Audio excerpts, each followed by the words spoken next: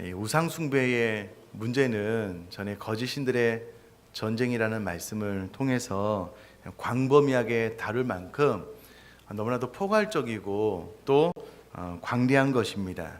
그러나 오늘 본문이 이 부분을 아주 좁혀서 이야기를 하고 있기 때문에 저는 오늘 본문이 말하는 범위 안에서만 말씀을 좀 선포하도록 하겠습니다.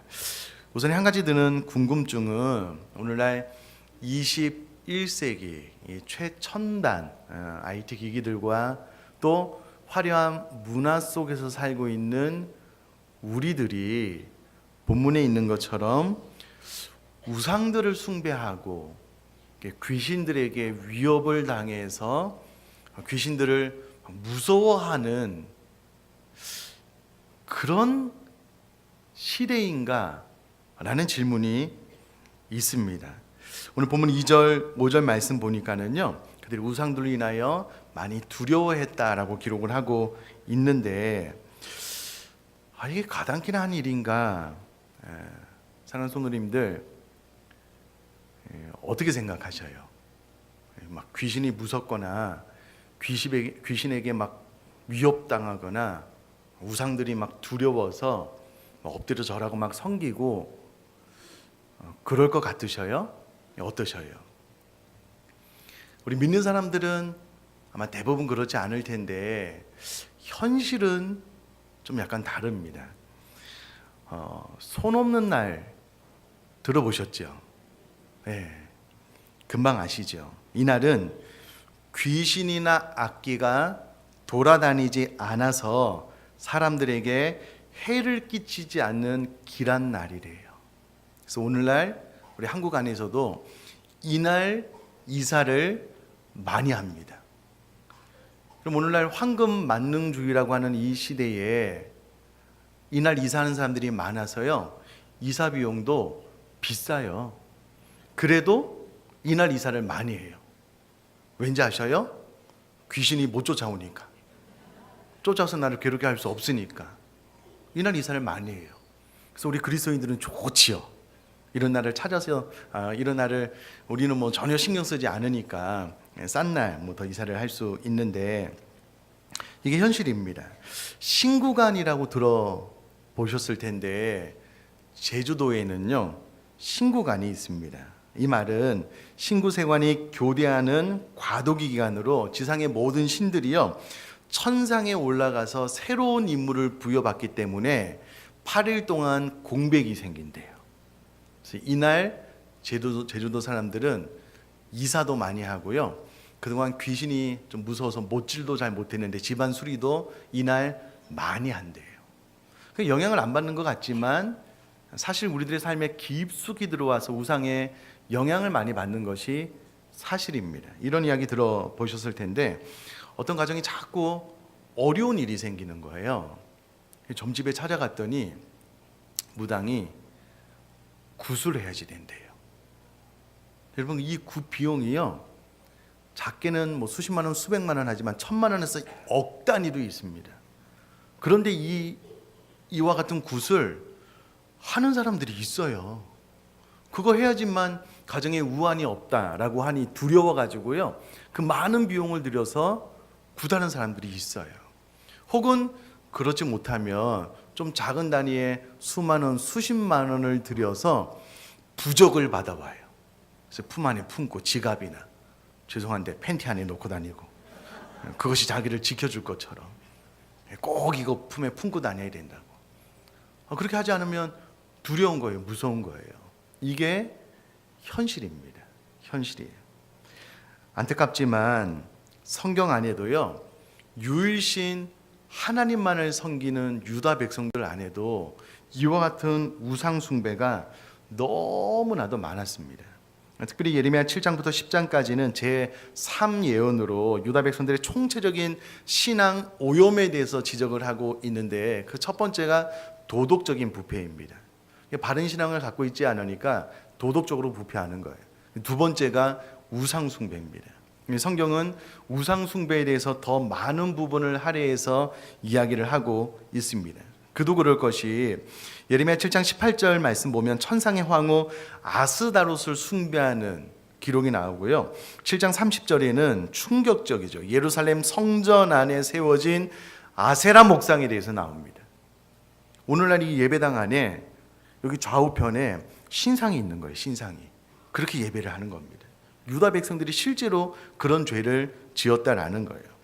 더 충격적인 거는요. 7장 31절에 보면 흰놈의 아들 골짜기에서 자녀를 불태우는 몰렉신을 숭배한 사건이 나옵니다. 자기가 복받기 위해서 혹은 자기 삶에 나쁜 일이 일어나지 않기 위해서 피부치인 자기 자녀를 이 몰렉신에게 제물로 바쳐요. 그런 일들이 유다 백성들 안에 있었고요. 8장 2절에서는 1월 성신을 숭배하는 문제, 9장 14절에서는 바알을 숭배하는 문제가 언급되고 있습니다. 기가 막힌 일이죠. 이와 같은 일들이 유다 백성들 안에, 하나님을 섬기는 백성들 안에 버젓이 일어나고 있었다라는 거예요. 그래서 하나님께서 예레미야를 통해서 그 우상은 사람이 인조적으로 만든 것이다. 아무것도 아니다. 말도 못하고 움직이지도 못하고 어떠한 피해도 가할 수 없는, 어떠한 복도 줄 수 없는 무익한 것이다라는 것을 오늘 본문에 대해서 이야기를 하고 있고요. 나아가서 너희들이 이와 같은 신을 섬기게 되면 내가 너를 징계할 수밖에 없는데 결국은 바벨론 포로로 잡혀가게 된다는 것을 예언하고 있고요. 안타깝게도 이 예언은 성취가 되고 있습니다. 자, 그러면 구체적으로 우상에 대해서 하나님께서 무엇이라고 이야기를 하고 있는지 어렵지도 않습니다. 그냥 들으면 바로 이해가 되는 내용인데 2절에 보니까는요. 우선에 여러 나라의 길을 배우지 말라는 거예요.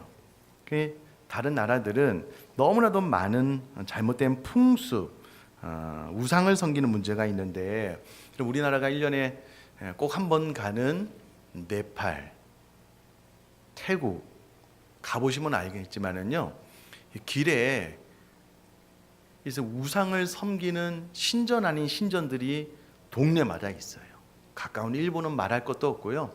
많은 이방 나라들이 이와 같이 우상을 숭배하는 풍습이 있는데 여러 나라의 풍습은 헛된 거라는 거예요. 원어로 보면 아무것도 아니라는 거예요.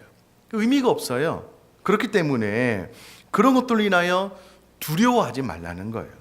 무서워하지 말라라는 겁니다.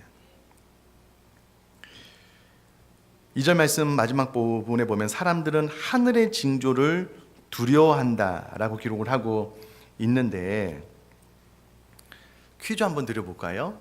과거에 옛날에 살았던 사람들이 하늘의 징조를 보고 가장 두려워했을 만한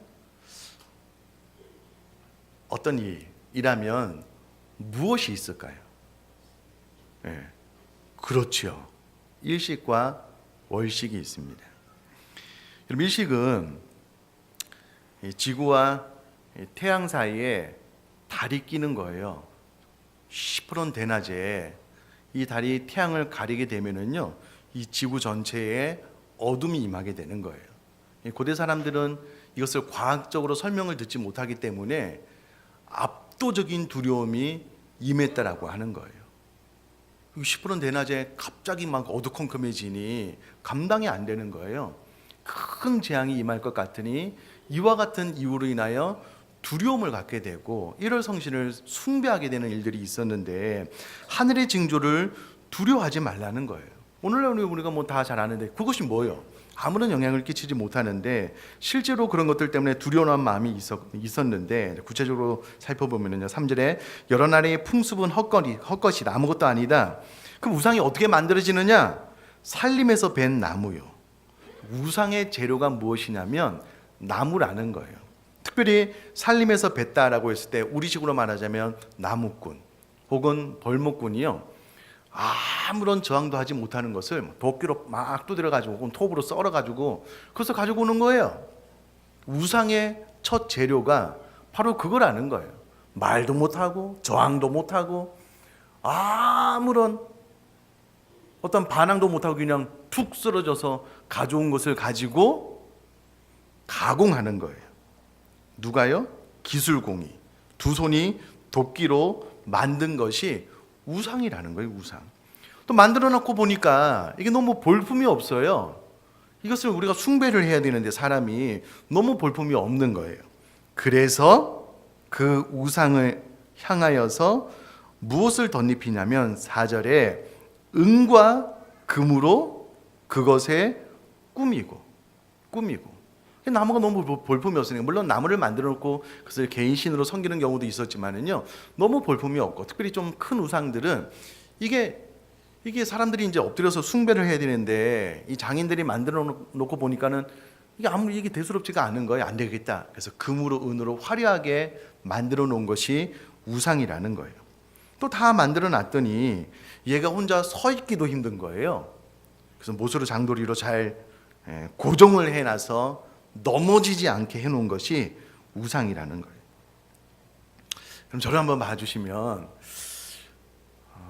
여러분 제 말을 꼭 믿으셨으면 좋겠는데, 믿지 못하시겠지만 저는 제 눈앞에서 벌어진 일이어서 하여튼 상황을 한번 좀 잘 설명을 해볼게요. 제가 직접 본 겁니다.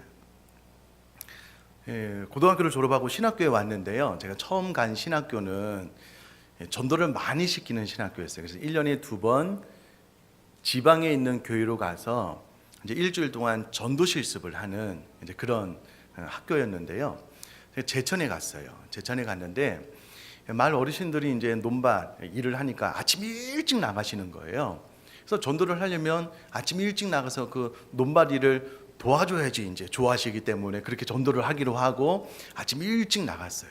다 연로하시는 어르신들이 이렇게, 그때 당시에는 뭐 20대 초반이니까 파릇파릇한 신학생들이 이렇게 와가지고 막 논밭 일 도와준다고 하니까 너무 좋아하는 거예요. 어디서 왔냐고, 저기서 왔다고, 뭐 필요한 것 없냐고 막 시키시라고 막 열심히 이제 일을 하고 있는데 저쪽에서 터벅터벅 무슨 소리가 들려요.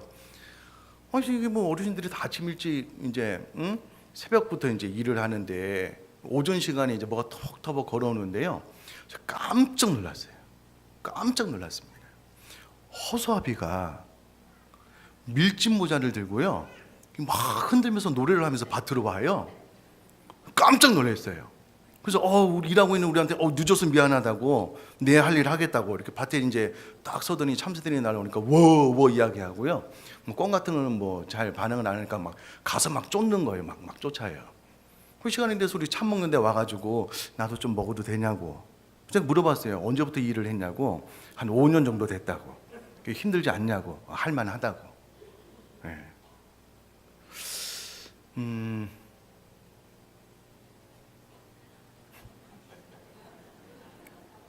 여러분 우습지요. 우습지요. 네. 우상이 이런 거라는 거예요. 우상이. 여러분 5절 말씀 보면은요, 그것이 둥근 기둥 같아서 말도 못하며 걸어다니지도 못함으로 라고 기록을 하고 있습니다. 이것을 그 이사야 1장에 보면은요, 여기서 말하는 그 둥근 기둥을 참외밭으로 이렇게 번역을 해놨는데요. 우리가 읽은 예레미야 10장 이 5절 말씀을 이제 공동 번역으로 보면은요, 이렇게 번역을 해놨습니다. 참외밭에 허수아비처럼 말도 못하는 것으로 번역을 해놨습니다. 그러므로 5절에 둥근 기둥 같아서라는 말은 그냥 우뚝 세워진 허수아비 같다라고 이해를 하시면 이해가 더 빨리 될 것 같아요. 그런 허수아비가 말도 못하며 걸어다니지도 못한다는 거예요. 그래서 사람이 메고 나와서 그 밭에 박아야지만 똑바로 설 수 있는 것이 허수아비인데, 우상이 이와 같다는 거예요. 이와 같다는 거예요. 걸어다니지도 못하죠. 말도 못하죠. 참새가 와도 뭐 전혀 대응을 못하는데, 이와 같은 것이 우상인데, 신기한 것은 유다 사람들이, 세상에 많은 사람들이요, 이와 같은 우상을 본인이 깎아 만들고 본인이 값을 지불해서 사와서 집에 모셔놓고 마을에 모셔놓고 그것을 숭배한다는 거예요. 그것을. 이게 말이 되는 말이냐고요. 너무나도 얼토당토 안 하잖아요. 근데 이게 현실처럼 일어나고 있다는 거예요. 일본도 그렇고 네팔도 그렇고요. 일본은 뭐 자국보다 뭐 우상이 더 많대요. 네팔도 상상을 초월합니다. 인도 말할 것도 없고요. 다 사람이 인조적으로 가공해서 혹은 가상의 어떤 신을 만들어 놓고 그 앞에 복받기를 원하는 거예요. 그 앞에 저주가 임하지 않도록 비는 거예요. 아주 많은 막대한 돈을 들이고 정성을 다해서 이 말도 안 되는 일들이 일어나고 있는 겁니다. 한번 상상을 한번 해보셔요. 우리들이 자녀가 우리 부모님이 용돈을 줬어요. 오래간만에 10만 원, 마음껏 다 용돈을 줬는데 우리 자녀들이 그 돈 가지고 점집에 가서 갖다 바치는 거예요. 나 좀 대학 좀 합격 좀 하게 해달라고 좀 이 돈 받으시고. 기가 막히지 않겠냐고요. 여러분, 심지어 유다 백성들은 말도 안 되는 상황이 무엇이냐면요, 그 밀턴의 신라권을 보면 그 몰렉에게 제사하는 방법이 나오는데, 몰렉은 청동으로 만들었습니다. 그리고 이렇게 앞으로 손을 뻗어 있는 아주 큰 우상인데요, 이 몰렉에게 제사하는 방법이 어떠냐면 이 청동으로 만든 몰렉신 이 두 손 안에 본인의 자녀를 그 위에 올려놔요. 그리고 밑에서 불을 지피면은요, 청동이 서서히 이제 달아오르잖아요. 그러다가 이제 손까지 열이 가해지면 그 아이가 응애 울기 시작하면서 안절무절 못하다가 이렇게 대굴대굴 구르다가 밑으로 뚝 떨어져서 타서 죽는 것이 몰렉에게 제사하는 방법이었어요. 그때 당시에 진짜 신앙심이 깊고 복을 받으려면 이것을 자신의 자녀를 제물로 드리는 부모가 절대 그 아들을 향하여 시선을 회피하면 안 된대요. 끝까지 두 눈을 뜨고 보고 있어야 된대요. 그래야지 복을 받을 수 있대요. 그래야지 재앙을 받지 않는다는 거예요. 이게 몰렉에게 제사하는 제사법이었어요. 아무것도 아닌 그 몰렉신을 누군가 만들었을 거잖아요. 주물을 부어가지고 청동으로. 근데 그 신 앞에 자기가 복받기 위해서, 자기가 재앙을 받지 않기 위해서 피부치 자기 자녀를 잡아 죽이는데, 이것이 유다 왕이 행했던 일이거든요. 이스라엘 백성들이 행했던 일이거든요. 이 말도 안 되는 일이 있는 거예요. 큐티베이직 참석하시면 제가 설명을 드리는데, 바알을 숭배하는 방법도 그렇습니다. 바알이 풍요의 신이거든요. 바알의 아내 신이 이제 아세라 신인데, 그들이 믿고 있었던 신화가 무엇이냐면 그 티아멧이라는 그 폭염의 신이 바알을 죽여요. 그러면 그 땅 가운데 건기가 찾아온대요. 비가 안 내려요. 농작물을 거둘 수 없으니까 삶이 피폐해지고 어려워지는 거예요. 근데 아세라 신이 신기하게도 이 바알 신을 부활시킨대요. 살린대요. 살아나서 좋다 이거예요. 근데 이제 문제는 이 풍요의 신이 비를 내려야지만 이 땅의 소산이 풍요해지는데, 어떻게 비를 내리느냐? 그들이 믿는 신화예요. 바알과 아세라가 부부신이기 때문에요, 이 부부신이 이제 부부관계를 맺어야지만 이 땅에 비를 내리게 한대요. 그러면 바알과 아세라 신이 이제 부부관계를 맺게 하는 방법이 무엇이냐? 그러면 우리가 신전을 만들어 놓고 많은 여사제를 두고 남자들이 바알을 섬기는 신전에 와서 바알과 아세라를 섬기면서 그 절정에 도달했을 때에 신전의 많은 여사제들과 성적인 난잡한 관계를 맺는데요. 그럼 저 위에서 바알과 아세라가 내려다보고 흥분을 해가지고요, 관계를 맺으면 이 땅에 비가 내려지고 이 땅의 소상이 풍성해진다는 것이 바알과 아세라 신화였어요. 이것을 또 철떡같이 믿어요. 그 남자들이 이 바알 신을 섬기러 가는 거예요. 일단 육체적인 쾌락이 있잖아요. 또 그 끝에 이 땅에 풍요가 찾아온다고 하니 많은 이스라엘 백성들이 광야에서 말씀으로 사는 것을 훈련받다가 이 바알과 아세라를 섬기는 이 신전 제사에 참석하게 되므로 하루아침에 2만 4천 명이 죽게 되는 재앙이 임하게 되잖아요. 이 많은 것들이 다 쓸데기 없는 헛된 신화를 만들어서 우상을 섬기니 하나님이 보시기에 얼마나 답답하겠냐는 거예요. 그리고 저 여러분들의 자녀가 이와 같은 삶을 살아가면 가만히 둘 수 있겠냐고요. 그러니까 계속해서 선지자들을 통해서 말하는 겁니다. 여러분, 이와 같은 본문은 이사야서에도요 계속해서 반복적으로 나오는데, 이 말이 의미하는 바는 예레미야 선지자뿐만 아니라 이사야 선지자 혹은 다른 선지자들도 이스라엘 백성들 가운데 만연한 이와 같은 우상 숭배를 근절시키기 위해서 많은 선지자를 통하여 쉼 없이 아침 저녁으로 계속해서 이 하나님의 말씀을 선포했다는 것을 의미합니다. 유다 백성들이 듣지 않아요. 안 듣는 거예요. 참 신기하죠. 제가 허수아비 이야기 하니까 실소를 터뜨리는 분들이 계셔요. 말도 안 되는 이야기잖아요. 어떻게 허수아비가 걸어 다니겠냐고요. 어떻게 나 늦었다고 미안하다고 내가 열심히 일했으니까 참 좀 달라고, 이게 가능하겠냐고요. 말도 안 되는 이 일을 사람들이 제조하고 자기 스스로 만들고, 이게 좀 부족하게 보이니까는 막 금강으로 막 입히고 이것을 숭배하지 복받는다고, 이 말도 안 되는 일이 상식처럼 일어나고 있어서 하나님께서 너무 가슴이 아픈 거예요. 많은 선지자를 보내서 그렇게 하지 마라, 다 헛된 것이다, 무익한 것이다. 안 되는 거예요. 안 되는 거예요. 결국 그럼 내가 우상을 섬기는 자로 징계할 수밖에 없다. 이 바벨론 포로로 잡혀가게 되지요. 제가 전에 한번 말씀을 드렸는데, 참 우리는 귀신의 위협을 안 받느냐, 우상의 위협을 안 받느냐, 또 그렇지 않은 성도님들이 계셔요. 기도하다가 귀신 들리는 거 이렇게 무서워하는 성도님 가끔 이제 이야기를 듣는데요.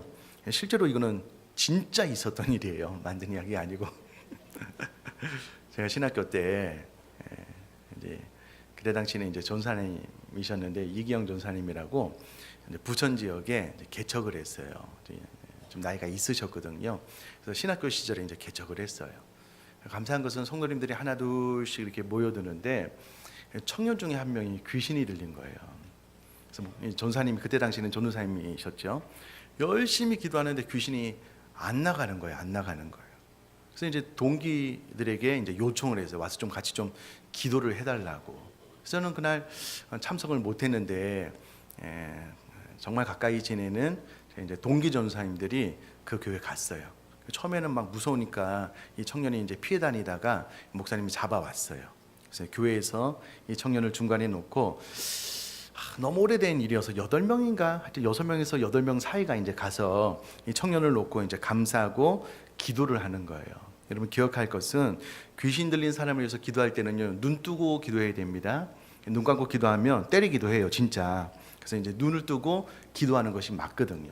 막 기도하고 막 방언으로 막 기도하다가, 지금 저 지방에서 이제 목회하고 있는 홍상진 전사님이라고, 지금 이제 목사님이 되셔서 목회 잘하고 계신데요. 막 기도하다가 그 귀신 들린 청년이랑 눈이 마주쳤어요. 딱 보고 있는 거예요. 자기 눈이 딱 마주쳤어요. 막 기도를 하다가. 더 충격적인 것은요, 그 귀신 들린 청년이 그렇게 이야기하더래요. 처음 봤거든요. 그날 처음 만난 거거든요. 너 계속 기도하면 네 딸 예나를 내가 가만두지 않겠다, 이렇게 이야기를 했어요. 진짜 그 딸 이름이 예나거든요. 막 기도를 하다가 깜짝 놀란 거예요. 순간 막 기도가 안 나오더래요. 진짜 너무 무섭잖아요. 저는 이 이야기를 갔다 와서 저한테 전해주는데도 좀 무섭더라고요. 약간 무섭더래요, 처음에는. 근데 내용이 이제 이래요. 처음에는 막 이게 그렇게 막 눈을 딱 똑바로 쳐다보고 막 계속 기도하면 네 딸 예나 가만히 두지 않겠다고 하니까는 이게 기도의 문이 딱 막히더래요. 가만히 생각을 해보니까, 내가 지금 귀신을 쫓으러 왔지 귀신에게 위협받으러 왔나? 이 생각이 딱 드니까는요, 기도해야 되겠다, 이렇게 열심히 기도해서 귀신이 떠나갔다고 제가 그 이야기를 들었거든요. 사랑하는 성도님들, 귀신이 무서우셔요? 네, 무서워요. 이렇게 하지 말라는 거예요. 우상이 무서우셔요?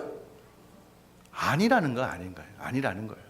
그럼 길 가다 누군가 저와 여러분들 딱 만나고, 내가 좀 이쪽 방면으로 좀 도통한 사람인데 당신 내 말 듣지 않으면 가정에 우환이 올 거라고 심각하게 좀 새겨들으라고. 그러면 귀가 쫑긋해지셔요?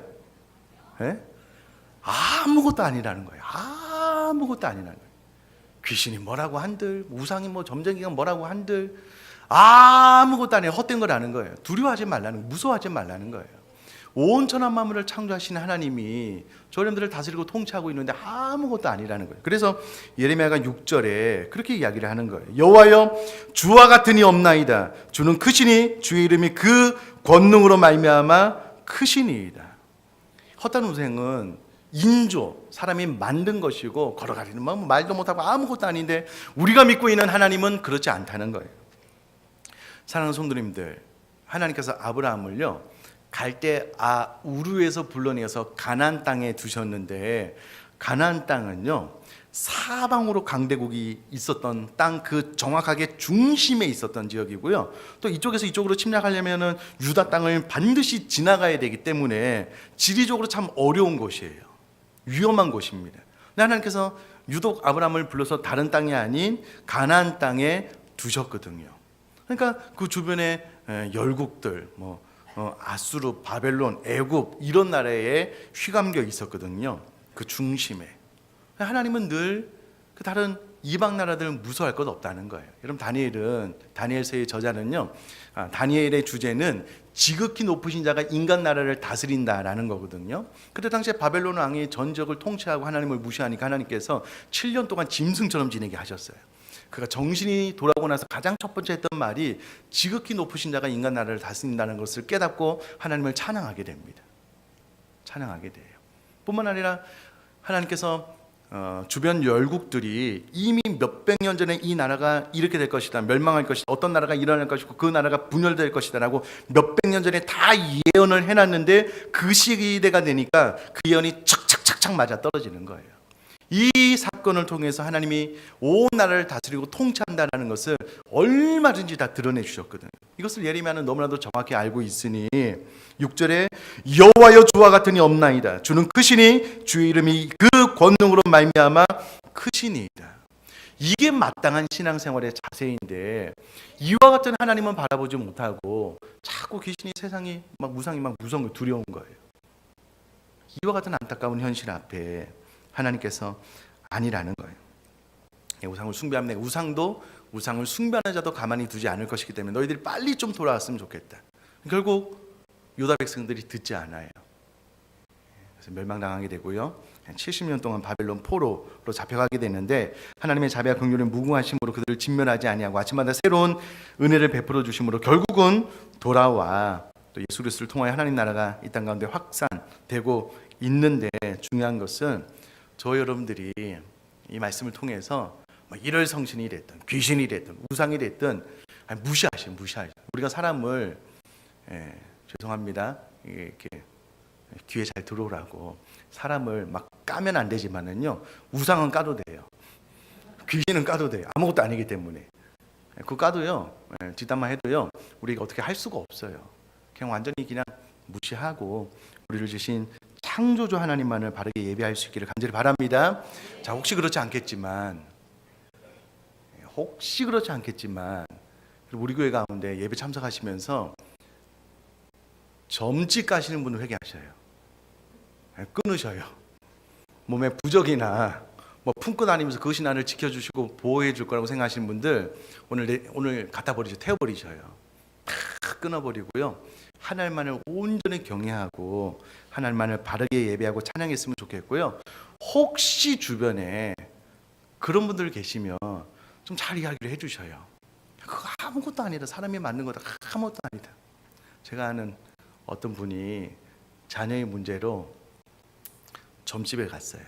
안 믿는 분인데요, 이렇게 저렇게 하라고, 이거 하면 안 된다고 이야기를 다 들었어요. 돈까지 지불하고. 자녀가 좀 이렇게 생각하는 대로 잘 안 됐어요. 그래서 선택할 수 있는 길이 별로 없는데, 이 점집에서 말한 그 일을 하면 안 된다라고 말한 것을 선택하는 시점에 왔어요. 어떻게 했을 것 같으셔요?